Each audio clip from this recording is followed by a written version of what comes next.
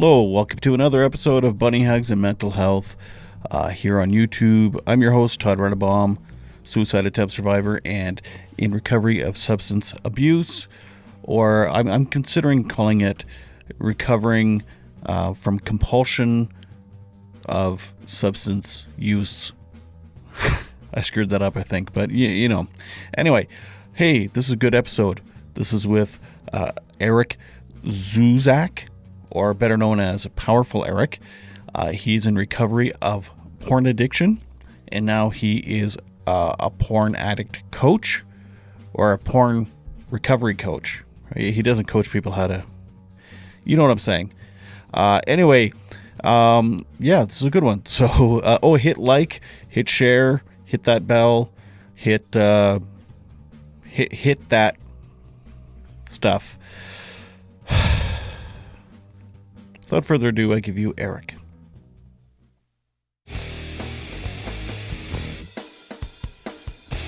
I am a sex and porn addiction recovery coach. I was a porn addict, raging porn addict.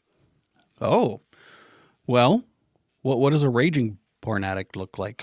Means burning days, like getting up in the morning, starting to watch porn, skip breakfast, skip lunch, gets to dinner time, I'm starving, put a pizza in the oven, burn the pizza because I've got the blinders on, and go eat the burnt pizza and get back to it. Burning days. Yeah. And pizza. And pizza, yes. And maybe some rug burns. Maybe, I don't know. That doesn't make much sense. I don't think. I don't know. Kind of. So how did that start for you? Like, was it when the internet kind of became popular? I'd started very young. I was masturbating at a very young age, and then when the internet came around, it was kind of like crack cocaine because, like when I was a kid, this was pre-internet. I thought if I had like a Playboy magazine, that I really had something, And now, they don't even make the magazine anymore. It's so soft to what's out there that, it's pretty much dead as far as what I understand. And the different thing about like a VHS tape or a DVD even is that there's a beginning and an end. But with the internet, there is never an end. There's always another woman. There's always another picture. There's always another video. And so the three things that are unique about porn addiction is one is novelty. So there's always another woman. There's always something new, something different. Two, yes, you can pay for it, but it's free. Basically, so novelty, it is free, and it's very easily accessible. Most people don't walk around with, of course there are people that do, but most people don't walk around with alcohol in their pockets and drugs in their pockets all the time.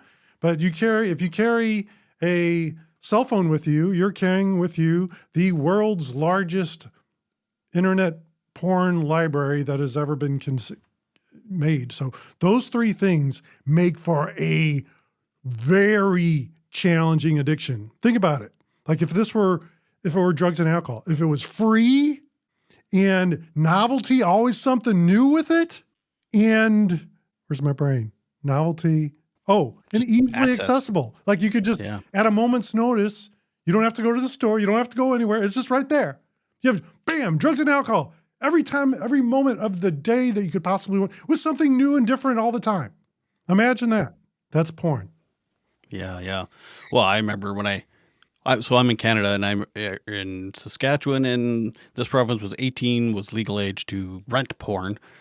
And I remember turning 18, my buddies and I thinking it would be funny to go rent some porn. And it was a big deal to like drive to a place. And then it was like, it's kind of embarrassing. And you go in there and then someone sees what you're renting. And it was like a real, it was a lot of work. And you needed I want to say balls to do it, but you know what I mean. Yeah, I know exactly what you mean. I've, Yeah, done that.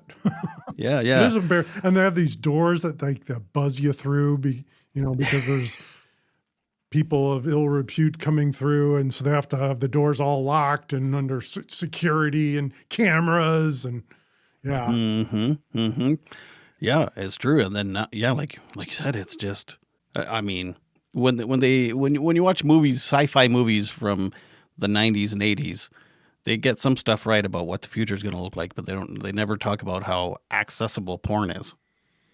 yeah, Who knew? yeah, yeah, and it's only just begun. This is uh, internet porn. It's only just begun. It's in its infancy, and the reason I say that, and this is a whole big thing, is artificial intelligence.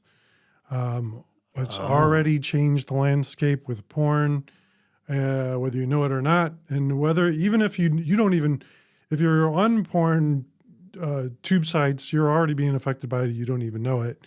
It is manipulating what it sees, what you see, and then on the other side of it, there's the basically make your own porn type of thing, and it's very disturbing. It's more of a hook. I talked about those three things that make porn so addictive. Well, we ain't seen nothing yet, because now that artificial intelligence is here, we're going to see new levels of addiction. And I just said this in a recent podcast on my podcast, Porn Talk, that if you are addicted to porn and you want to stop, now is the time, because get out now while you can, because AI will trap you in that matrix, and don't know if you'll be able to get out. Huh, interesting. Yeah, and again, no one ever talks about porn when they talk about AI in the future. Um, Something I never considered. Like, are you saying like it'll be like you could just type in whatever it is you want to see, and it could be any movie star, any whatever, and Yeah. you basically create your own. Yeah. Then that's available now. It's available at this moment. Oh, okay. It's available at this So, moment. Yeah. That's what I'm wow. saying. That's why I said, if you are wanting to quit porn, get out now, because the tools of AI that are available, and that are, and it's, and the same thing, if porn, or if internet porn were a person, I guess it would be, I don't know, a toddler. But AI is barely an infant. It's like, in It's an fact, it was embryo. you know, just an infant that was just born. And we're gonna see some crazy, crazy shit going on. Oh boy. It's really disturbing. And then all this stuff with sex trafficking. I tell you, that's one thing. When I first got into this, because to heal myself, Mhm. um, I researched and all this, and the thing that I came across is sex trafficking. And there's a documentary on Netflix, I forget the name of it, that tries to divorce sex trafficking from the porn industry. Of course, made by the porn industry.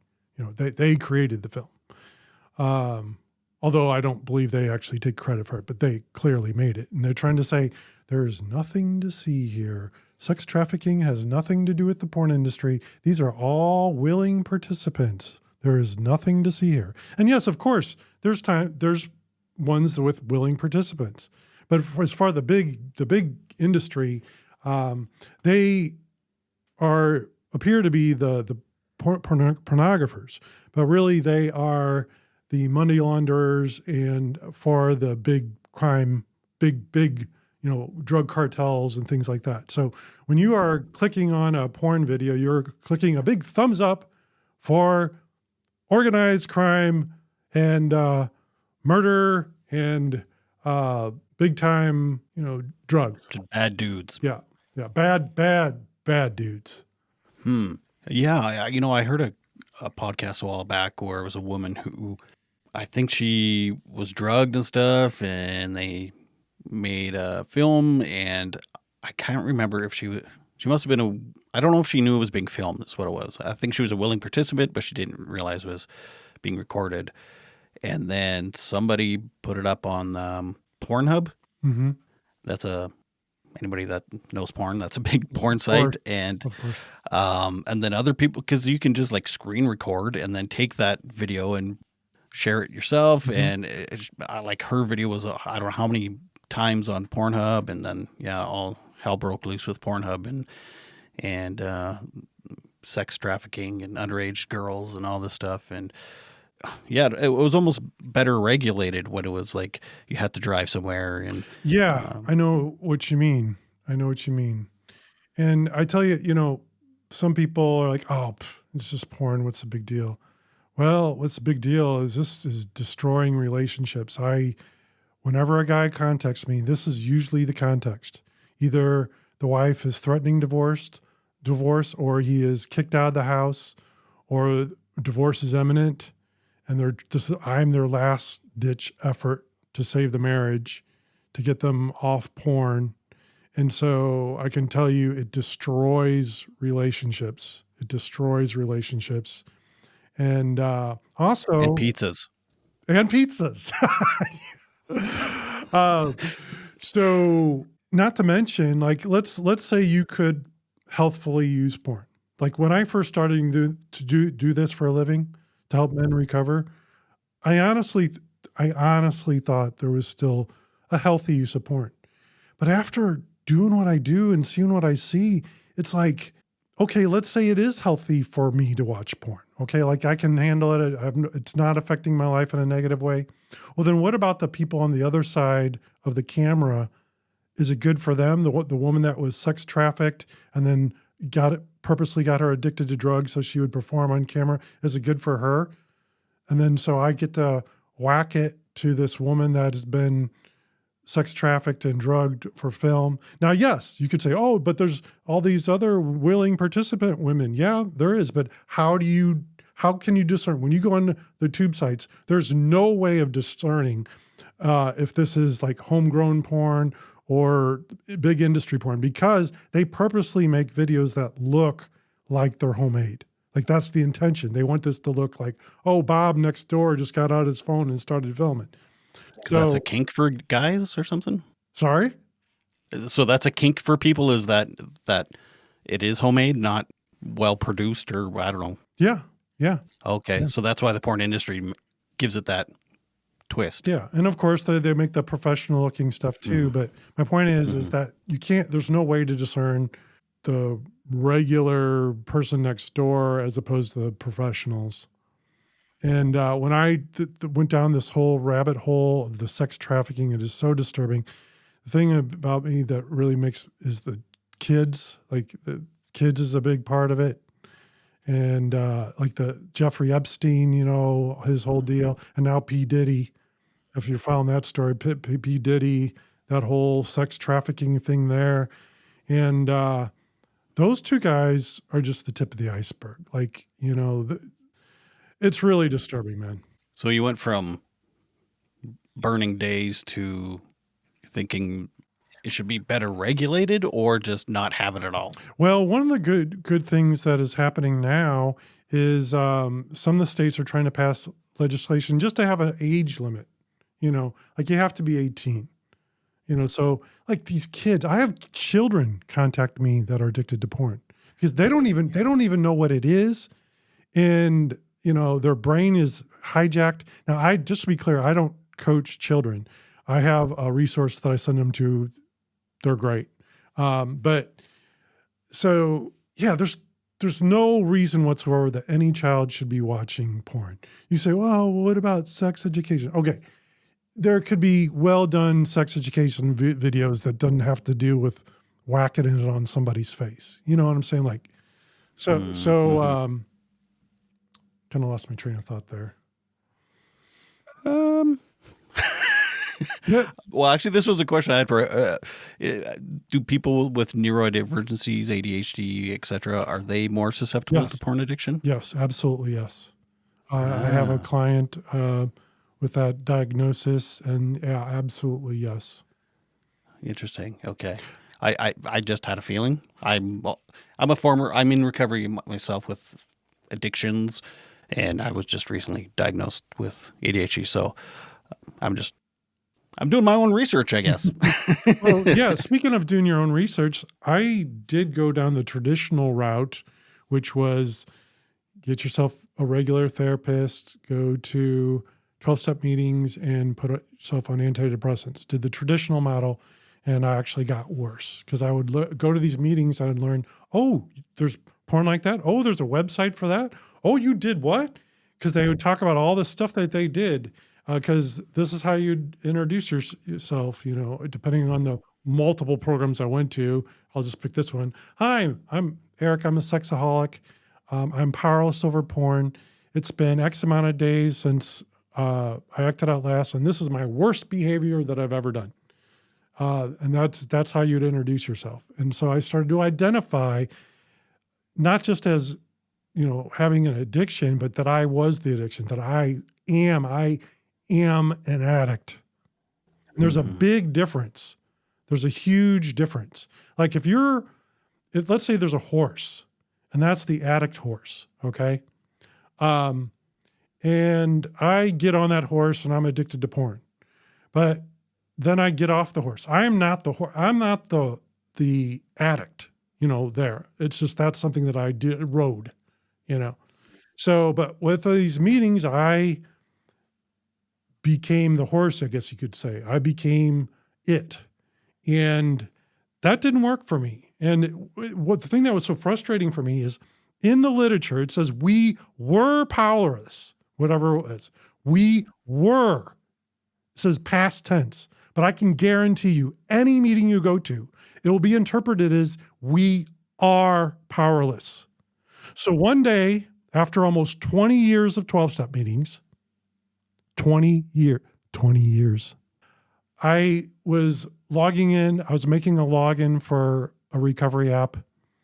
And I just decided, I'm going to make my login my screen name. I want to make my screen name Powerful Eric. And in that moment, pitiful, powerless, porn addicted Eric died and powerful Eric was born. I don't call myself powerful Eric out of ego. It's out of having called myself a piece of poo and powerless for decades. And little did I know that small change would change my life and countless others, literally men around the globe. And so I say, if you're in a 12-step meeting and that's working for you, great. But I have one crucial piece of information for you. When you're introducing yourself in that meeting, say, hi, I'm Eric. I am a recovering, whatever it is, sexaholic, alcoholic. I am a recovering whatever. Because if you don't have that word recovering, then you are that addict. Now, in the beginning, there is a tremendous amount of merit to doing those things and saying those things in the beginning. Mm-hmm. But if you've been in recovery for 5 years and you're still saying, I'm an alcoholic, I'm an alcoholic, I'm an alcoholic, I'm an alcoholic, I'm an alcoholic, I'm an alcoholic, I'm a sexaholic, I'm a sexaholic, I'm a sexaholic. Guess what? You're going to be a sexaholic, alcoholic. That's your world. So just put in that word recovering. I also agree on that. Yeah, I mean, I was definitely grateful for the 12-step groups, and it got me to where I am today. And COVID hit after 2 or 3 years sober, and I haven't been back. I'm 8 years sober now, and I agreed. I was like, I don't think I need the 12-step groups anymore. It got me here, and I'm pretty good. Actually, it would be that language over and over again could be damaging to some people, and everybody recovers different. Everyone's addiction is different, but yeah, whatever works for you, do it. Yes. Yeah. I'm curious. You said you started masturbating at a young age. I'm curious how young a young age is. Very, very young. I'm talking like long before I could ejaculate, long before I could orgasm. I'm talking like 4. Yeah. Yeah. And because I can distinctly remember when I did finally orgasm, like, whoa, like what? Wow, like what was that? Like that's never happened before, you know? Mm-hmm. So I was already a compulsive masturbator, but then porn comes and I got to say, this, if you are in a committed relationship and if you're able to have consensual sex with someone, healthy sex, and you want to get rid of porn, masturbation is the gateway drug to porn because I've tried it both ways, like with masturbation, without masturbation. And I tell you, uh, if I say, "Oh, I'm just going to allow myself," it's inevitable that it goes back to porn. So if you are trying to stop watching porn, I strongly advise you to drop the masturbation. It'll be easier. It'll be easier. That's why I say, like, if you have, a healthy sexual outlet, that'll be a lot easier. Right. What if you don't? What if you're a single guy and you're having trouble meeting women? I guess part of the trouble is because you're at home masturbating all the time. But Well, and yeah, you just brought up a fantastic point. So if you're a single guy and you're at home masturbating to porn, so this is the real truth.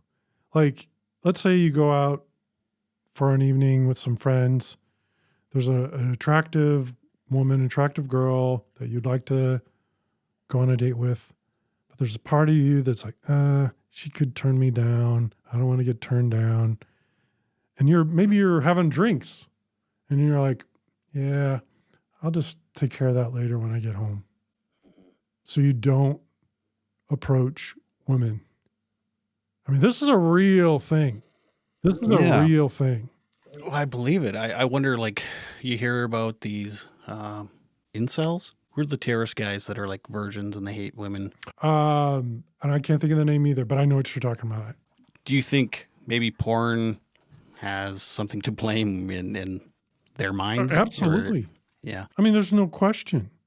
I mean, think about it. There's a group of guys that decide, you know what, we're swearing off women. They're just a lot of trouble. They just want me for my money or whatever. So I'm just not going to date ever again. I'm not going to get married. Well, what are they doing? I mean, realistically, like, what do you think they're doing? Are they all just, they gotta release somehow, I guess. yeah, I guarantee you that is a large group of porn addicts, man. Yeah, Large group of porn addicts. it's driving And me nuts what that term is. Is it incel? Maybe it is incel. I'm not sure. God damn it! Now I'm bothered. Um, so I have two young. Wow, to me they're young, 19 and 17-year-old sons, and I guarantee you they've probably been watching porn since. Well, I have no idea. I guess I have no Since idea. the average age is actively watching 11 years old. Wow. Um, what advice would you give parents to Whew. kids of whether it's female or male, whatever? Talk to them about it when they're very, very, very young. I've got a book called Good Pictures, Bad Pictures. It's made for toddlers. And then there's a Good Pictures, Bad Pictures for older kids. And talk to them about it as soon as, like, I started talking to my one son. I've got two sons. My one son, Alexander, when he was about 4 or 5. And he loved the little book. The little book is really well done. It has you find little things throughout the book, and he actually enjoyed the book, believe it or not. But have conversations about it very early on. And if they're older, still have those conversations because it destroys relationships. So have conversations with them. I really honestly believe how people view cigarettes is how people are going to view porn. There's not a soul on the planet that doesn't know that smoking cigarettes is bad for you. Like, we all know that. Well, there's going to be a time where people go, like, yeah, you can go on your computer right now and masturbate to porn, but we all know that's bad for you. The time will come. It's definitely not here now. I'll tell you that. Yeah. So when you say have conversations with them, what's maybe something you should say in that conversation? Like for me and my wife, I'm a guy. I had access to pornography when I was probably younger than the average bear at that point too, and so anyway, what I told them was like, okay, this is gonna happen. You're gonna come across this stuff. I'm sure you're gonna masturbate, you're gonna experiment, but just know that it is all bullshit. It's all fake. This is not real life. This is not what women like. This is not the way you treat women. This is not how you do it. It's all just fantasy bullshit. It's like watching an action movie, and just know that if you are ever out and about looking at porn, I guess. Yeah. Well, one I don't know. of the challenges is these young kids that really don't even know what it is. They want to imitate what they see. So the big thing that's going now is child on child perpetrators. Right. So they see it and they want to act it out, and so that's a big thing. And how do I say this without? I'll just say this: there's someone that I know recently that, with speaking code here, a friend was trying to do those things with other friends, and like this is just P. Diddy? Oh, uh, maybe I should have just skipped that part. But my point that I'm trying to say here is like this happens on your street, in your neighborhood, like not in someone else's neighborhood, and like on your street, the kids there, the next street over, there's kids that are watching porn that are going to want to experiment with your child. mhm. That is not good. Well, I'm somewhat open about it. I've talked about it, I guess, before in other episodes that I've experienced some child on child sexual trauma, I call it. I don't feel like I was ever preyed upon or that, I was like groomed or anything like that. It was just a shitty circumstance. Mhm. And I didn't even know it was trauma until I got sober, to be honest with you, because it started to like come up in my brain once I kind of cleared. But it is trauma, and I mean, I remember actually seeing my first moving pictures of people having sex, and it's still that was almost a trauma. I don't know. It's Me too. I distinctly remember. pardon me. I know the name of the VHS video I saw it on. I still remember the label. Also, when the child on child stuff was happening, I mean, I drank at a very early age too, Me too. and there was a lot of alcohol and pornography involved. Um, so yeah, and lo and behold, I had to go to treatment. Yeah. Sorry, go ahead. Well, I was going to say we're talking about a lot of the challenges with this, but there is hope. And what I mean is there are passing laws. In fact, one state did pass it, of at least passing some basic laws like, hey, you got to be 18 to watch porn. It's not your brain, your developing brain addicted to porn, like that porn, that commercial that used to be on. This is your brain on drugs. Remember that? Right. The eggs. Well, this is your brain on porn, and it's not good, man. So that's one thing that's hopeful. Another thing that's hopeful is the DSM. That's the manual that therapists use.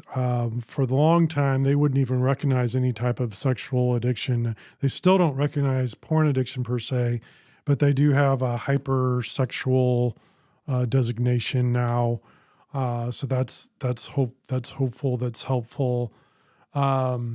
But really, the model, though, that they used was created, the disease-based model of addiction, created in the 1930s, is still used today. That's primarily what most people use, or variations thereof.